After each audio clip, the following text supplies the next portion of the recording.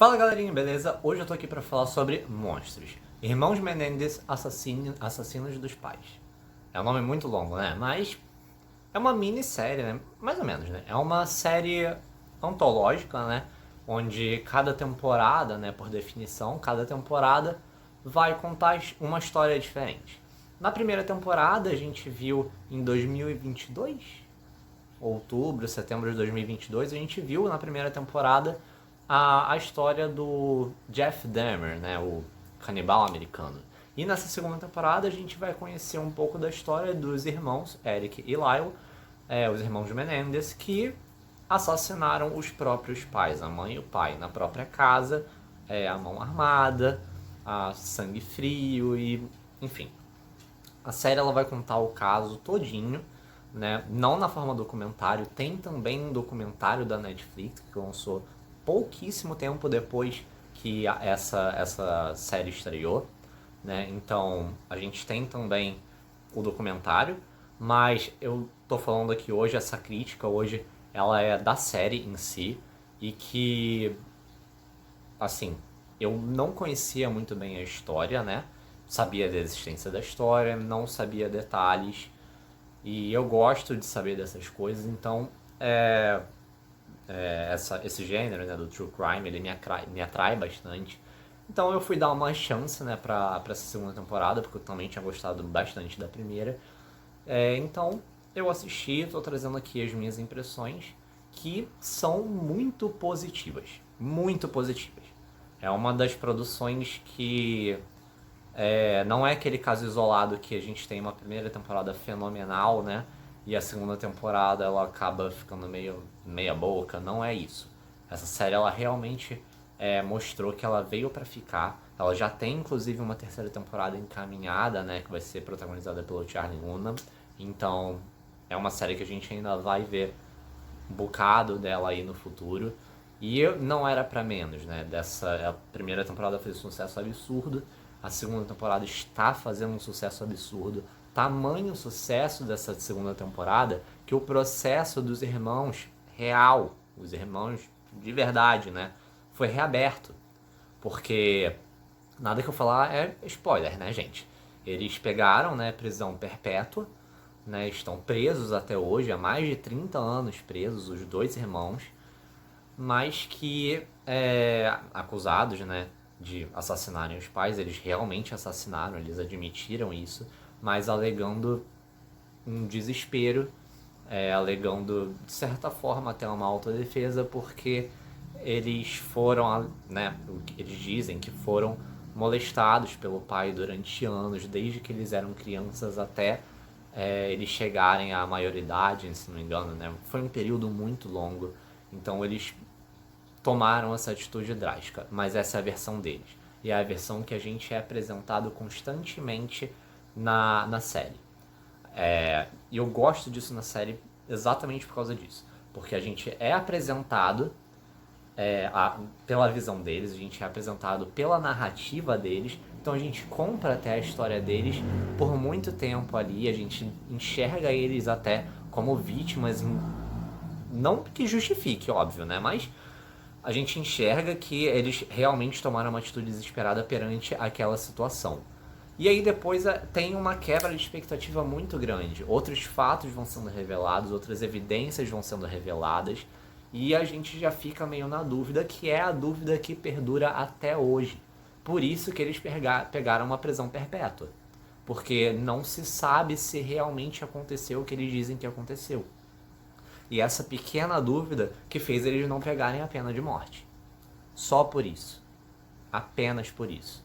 Porém, como eu estava dizendo, existem novas evidências que chegaram agora em outubro, setembro, chegaram novas evidências que podem sim ajudar a inocentar eles. Não inocentar eles, né? Mas ou reduzir a pena ou talvez até soltar realmente eles. Inocentar é muito forte, né? Mas eles realmente cometeram um crime, né? De acordo com eles, com atenuantes? Sim. Mas ainda assim eles cometeram um crime grave, muito grave.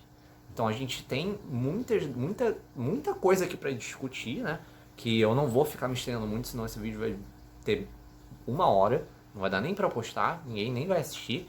Então Eu vou ficar no simples aqui, né? Porque a gente precisa olhar para isso com muito cuidado.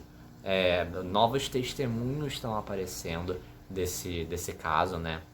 Então a gente precisa e surgindo muito também, né? Reabrindo esse caso muito também pelo apelo do público por causa da série. Né? A gente tem muito dessa questão na primeira temporada com o Dahmer, veio muito do assunto dele em pauta, né? Em relação às vítimas, claro, né? Ele não tem como defender. Mas em relação às vítimas, né?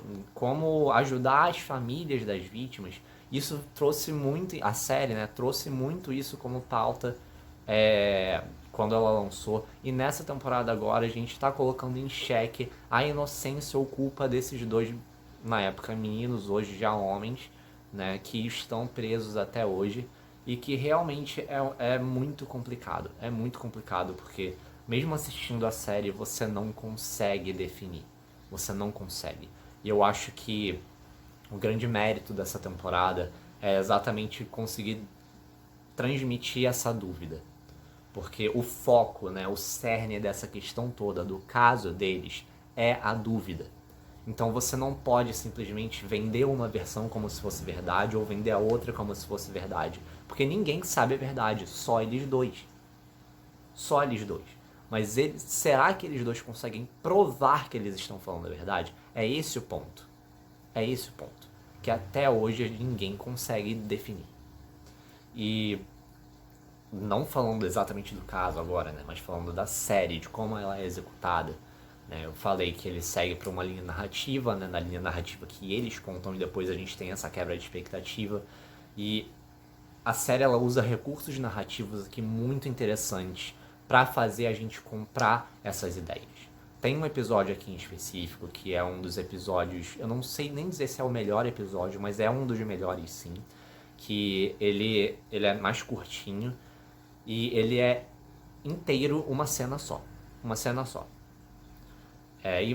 Vai ter gente falando que tem muita gente que baba muito ovo dessa ideia de plano sequência e tal. Eu posso ser uma dessas pessoas sim, tal. Não vou admitir. Quando é bem feito, eu falo que é bom. Quando não é, eu falo que é um desperdício. Mas nesse caso eu achei realmente muito bom. É um plano sequência diferente, né? Não é muito parecido com o que a gente viu lá, o de 20 minutos de resgate, que é uma cena gigantesca, cheia de tiro, porrada e bomba, soco, uma porrada de coisa, né? Aquela cena de fuga, né? Não é também parecida com a cena que a gente viu que foi também um episódio inteiro de plano sequência em O Urso, né? Acho que foi na primeira temporada, se eu não me engano. Que a gente viu um episódio inteiro de um urso, que a gente acompanhou a calmaria ali da abertura da cozinha se tornando um caos generalizado. Aqui, nessa série, a gente tem um plano de sequência que nem a câmera se mexe. A câmera ela fica parada, ela é uma entrevista da advogada com um dos irmãos. Essa é a cena. E essa cena é o episódio inteiro. Dele contando a história, tintim por tintim. Cada detalhe do que ele passou. Do que ele diz que passou. E aí a câmera ela vai dando um close, vai aproximando, ela começa longe. E aí quando termina o episódio, ele já tá assim, só com a cara dele.